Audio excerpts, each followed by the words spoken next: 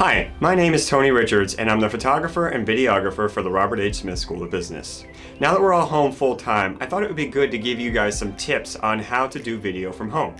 This will cover equipment and setup and room and lighting and audio and all these little things that can kind of help make your video go from okay to really looking top notch.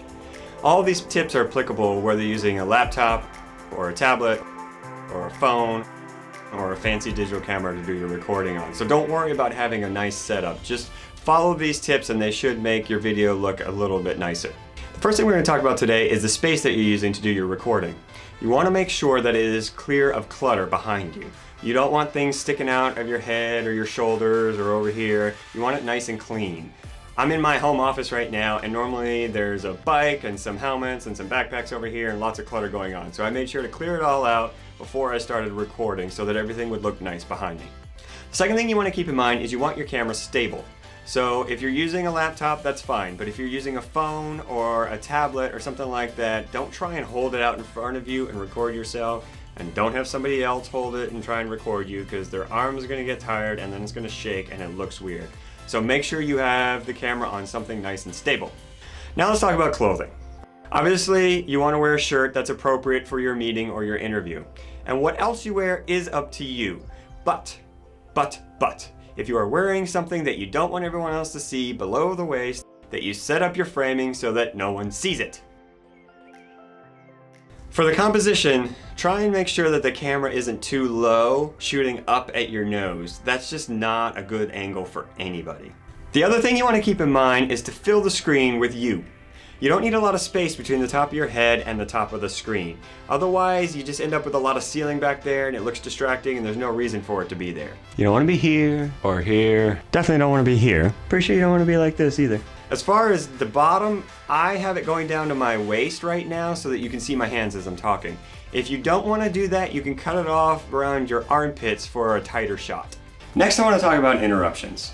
Now that we're home full time, our personal life and our work life are all mixed together. What does that mean? It means you get spouses and kids and pets running around the background of your videos, and that's fine. It's funny, we all laugh at it, and it's good. However, there are going to be some times where you have an important meeting or an interview and you really don't want to be interrupted. So during those points, give your housemates a heads up. Hey, I need a little peace and quiet for like the next hour. I'm kind of busy, just leave me alone, okay? There is nothing, and I mean nothing, more frustrating than getting interrupted in the middle of an important conversation. Hey, what are you doing? Hey, are you busy? Yeah, kind of in the middle of something right now. Cool. Do we have yeast? Yeast. Yeah, I want to make bread. Everybody's doing it. Can we maybe talk about this later? Fine. No sourdough for you. Next, let's talk about lighting. Lighting is a huge factor in determining whether your video looks or wow. So the very ideal setup is to have a nice big window right behind the camera hitting your face. So that way you get nice soft light all around your face and it looks really good. So I have a window right behind the camera with shades drawn. I have another window over here. So that window is giving me light here, that window is giving me light here, and it looks really nice. What you definitely don't want to do is have a light right above your head. When you do that, you end up with this like hot spot right around here, especially if there's no light coming from the front, then you get this weird halo going on and it just doesn't look good. So try and avoid having a light right above your head. What you don't want to do is get right in front of a window, because then all the light's coming from behind you, not in front of you, and it turns you into a silhouette. At that point, no one can make out your facial expressions. Are you happy? Are you sad? Nobody knows. Now somebody's going to point out that I have windows behind me, and that is true. However, the light behind me is not stronger than the light in front of me, and because of that, the camera's still able to get good exposure on my face, and I don't turn into a silhouette. The other thing you want to keep in mind is you don't want to sit near a window that has direct sunlight, because when that direct sunlight hits your face, it's just going to totally blow you out. You're going to turn into basically a ghost, and it will not look good, so don't do that. Finally, if you don't have access to window light, that's fine. Just get a lamp with a lamp shade and put it kind of in front and off to the side a little bit so it's still getting that nice light on your face. Don't do a bare bulb because that's not going to look good. But a lamp with a lamp shade should still work just fine, so keep that in mind as well. Now we're going to talk about audio. So audio is pretty straightforward. If you're using a laptop or a tablet or a phone, then it's got the built-in microphone and you should be just fine. Just make sure that you sit close enough to that microphone so it's picking up your voice nice and clean. If you sit far away, it ends up picking up all the audio from the room and it causes this echo that just does not sound good. So keep that in mind. Can you hear me now? And if you have headphones with a microphone, that works too. The other thing you want to think about is body language. Body language is just as important, if not more important, when you're doing remote work. It's harder for people to pick up on those subtle body cues when they're not in the same room as you.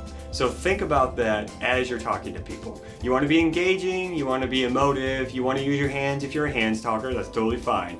The other thing though is make sure you have eye contact.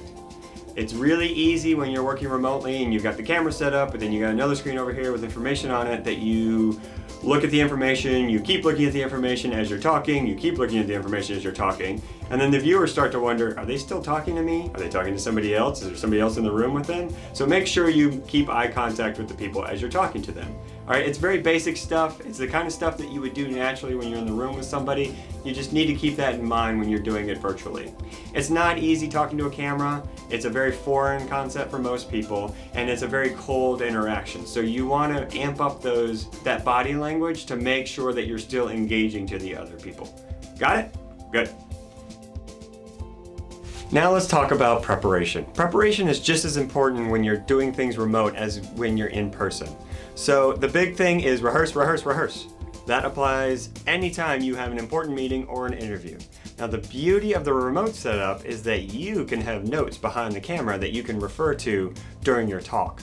I suggest using like bullet points, not writing out a script, and that way you can kind of subtly glance up, remember what you need to say, and then keep going, all right? But if you're up there and you're reading and it gets very monotonous and it's hard to follow, then it just doesn't look good. So just have bullet points right behind the camera. The other thing you don't want to do is have papers in your lap, because then it makes a lot of noise as you're shuffling them around, or you're looking down and you're looking up and you're looking down and you're looking up, and it gets very distracting. So that about does it for tips and tricks of doing video at home. It's tough being at home, I know, and it's tough talking to cameras. But I think if you can follow a few of these things, then hopefully it will help you out a little bit, make your videos look better, and make you feel better, and everybody wins. So good luck with everything. If you have any questions, feel free to reach out to me, and I'll be happy to help you out. Thank you.